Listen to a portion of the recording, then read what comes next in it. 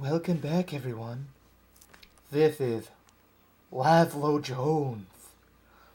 And today I'm going to tell you a creepypasta story based on a premise that happened to a friend of mine. Let's call him John Jacob Jingleheimer Schmidt. This story centers around his mom. His mom was tall, blonde, with a big belly, kind of like Buddha. But needless to say, that does not need to be said. What needs to be said is, the story is quite frightening, so if you need to turn around, now is your warning. If not, let's begin. So the story begins on a cold winter morning.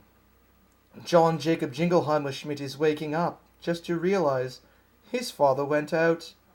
His mother was cooking breakfast per usual.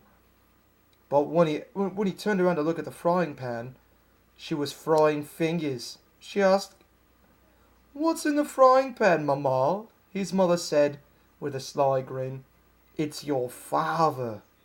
But that was to be normal and expected in a household like John Jacob's. But the real freaky thing starts when John Jacob Jingleheimer Schmidt goes to pull out his pack of Exporte Green because he lives in Canada. Then he realized he only had one cigarette left.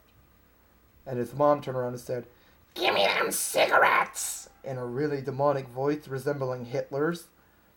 So John Jacob Jingleheimer Schmidt did what any other young boy would do. He handed over his smokes. So after that, his mother said, "You know what we do to smokers in this house, don't you?" And her grotesque teeth were so slimy and green that they flew right out of her mouth because of the lubricated spit on them. And then John Jacob Jingleheimer Schmidt said, "No, not the box. Anything but the box." She's like, "No, that's for people with a full pack," she shouted, almost breaking my speakers.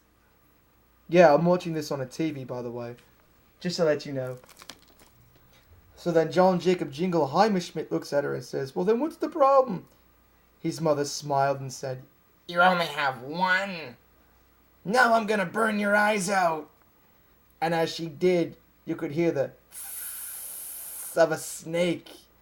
As John Jacob fell to the ground, he looked at the camera and said, in a backwards, reversed audio tone, "Call of Duty sucks."